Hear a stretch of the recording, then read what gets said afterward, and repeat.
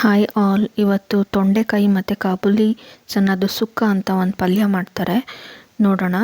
Over night soak ಮಾಡಿ ನೆನೆಸಿದ white kabuli ಚೆನ್ನಾಗಿ ಉಪ್ಪು ಹಾಕಿ 4 ವಿಸಲ್ ಬೇಯಿಸ್ಕೊತಿದ್ದೀನಿ.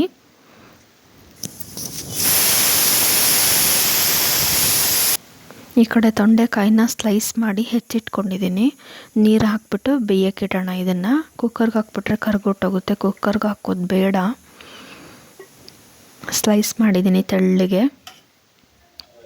ಈ ಕಡೆ ಬಾಣಲಿಗೆ ಒಂದು 8ರಿಂದ 10 ಒಣಮೆಣಸಿನ್ಕಾಯಿ ಅಥವಾ ಗುಂಟೂರು, ಬ್ಯಾಡಗಿ ಅಥವಾ ಗುಂಟೂರು ಯಾವ್ದಾರು ತೊಗೋಬೋದು. 1/2 ಟೀ ಸ್ಪೂನ್ ಸಾಸಿವೆ, ಎಣ್ಣೆ ಹಾಕಿಬಿಟ್ಟು ರೋಸ್ಟ್ ಮಾಡ್ಕೊಳ್ಳೋಣ. ಆಮೇಲೆ ಒಂದು 4 ಟೇಬಲ್ ಚಮಚ ಕೊತ್ತಂಬರಿ ಬೀಜ, 1 ಟೇಬಲ್ ಚಮಚ ಜೀರಿಗೆ ಹಾಕಿ ರೋಸ್ಟ್ ಮಾಡ್ತಾಯಿದ್ದೀನಿ. ಇದಾದಮೇಲೆ ಕಡೆಯಲ್ಲಿ ಮೆಂತ್ಯ ಹಾಕ್ಕೋಬೇಕು. ಒಂದು 1/4 ಟೀ ಸ್ಪೂನ್ ಮೆಂತ್ಯ ಹಾಕಬೇಕು. ರುಚಿ ತುಂಬ ಚೆನ್ನಾಗಿರುತ್ತೆ. ಟ್ರೈ ಮಾಡಿ ನೋಡಿ ಒಂದ್ಸಲಿ. ನನಗೆ ಕಮೆಂಟ್ ಮಾಡಿ ತಿಳಿಸಿ ಹೇಗೆ ಬಂತು ಅಂತ.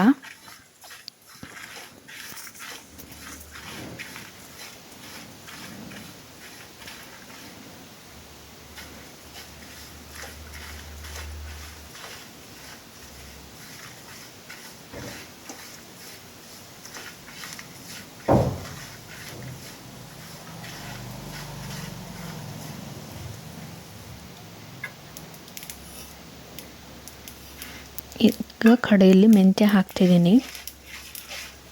ದಿನ ಸಲಾಡ್ ಡಯಟ್ ಮಾಡೋರಿಗೆ ಸಲಾಡ್ ತಿಂದು ಬೇಜಾರಾಗಿರುತ್ತಲ್ವ, ಈ ರೀತಿ ಪಲ್ಯ ಮಾಡ್ಕೊಂಡು ತಿನ್ಬೋದು. ಕಾಳುಗಳೆಲ್ಲ ಹಾಕ್ಕೊಂಡು ತುಂಬ ಚೆನ್ನಾಗಿರುತ್ತೆ.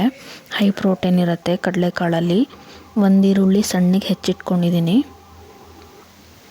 ಈಗ ಇದನ್ನು ಮಿಕ್ಸಿಗೆ ಹಾಕಿ ಪೌಡರ್ ಮಾಡ್ಕೊಂಡು ಬರೋಣ. ಒಂದು ಚಿಕ್ಕದು ಮೀಡಿಯಮ್ ಸೈಜ್ದು ಕಾಯಿ ತೊಗೊಂಡಿದ್ದೀನಿ ನಾನು. ಆಲ್ಮೋಸ್ಟ್ 1 ಕಾಯಿ ಬೇಕಾಗುತ್ತೆ ಚಿಕ್ಕದಾದರೆ. ಕಾಯಿ ತುರಿ ಹಾಕ್ತಾಯಿದ್ದೀನಿ. ಇದಕ್ಕೆ ನೀರು ಹಾಕಬಾರ್ದು, ಹಾಗೆ ಮಿಕ್ಸಿ ಮಾಡಬೇಕು. ಆ ಪುಡಿ ಎಲ್ಲ ಕಾಯಿಗೆ ಮಿಕ್ಸ್ ಆಗಬೇಕು. ಈಗ ಈರುಳ್ಳಿ ಬಾಡಿಸ್ಕೊಳ್ಳೋಣ. 1 ಈರುಳ್ಳಿ ಚೆನ್ನಾಗಿ ಬಾಡಿದ್ಮೇಲೆ ಇದಕ್ಕೆ ಒಗ್ಗರಣೆಗೆ ಬೇಕಾದ್ರೆ ಕಡಲೆಬೇಳೆ, ಉದ್ದಿನಬೇಳೆ, ಸಾಸಿವೆ, ಕರಿಬೇವಿನ ಸೊಪ್ಪು ಎಲ್ಲ ಹಾಕ್ಕೋಬೋದು. ನಾನಿವತ್ತು ಹಾಗೆ ಮಾಡ್ತಿದ್ದೀನಿ.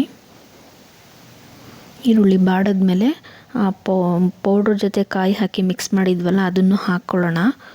ಬಾಣಲಿಗೆ ಹಾಕ್ಕೊಂಡು ಚೆನ್ನಾಗಿ ಮಿಕ್ಸ್ ಮಾಡಿ ಒಂದು 2 to 3 ಮಿನಿಟ್ಸ್ ಬಿಟ್ಬಿಡೋಣ. ನೀಟಾಗೆಲ್ಲ ಮಿಕ್ಸ್ ಆಗುತ್ತೆ. ಈಗ ಆಗಿದೆ. ಬೆಂದಿರೋ ಕಡಲೆಕಾಳು ಹಾಕ್ಕೊಳ್ಳೋಣ. ಕಡಲೆಕಾಳು ಹಾಕಿ ಮಿಕ್ಸ್ ಮಾಡ್ತಾಯಿದ್ದೀನಿ ಚೆನ್ನಾಗಿ. ಅದೆಲ್ಲ ಕಾಳಿಗೆ ಉಪ್ಪು ಖಾರ ಹಿಡಿಬೇಕು.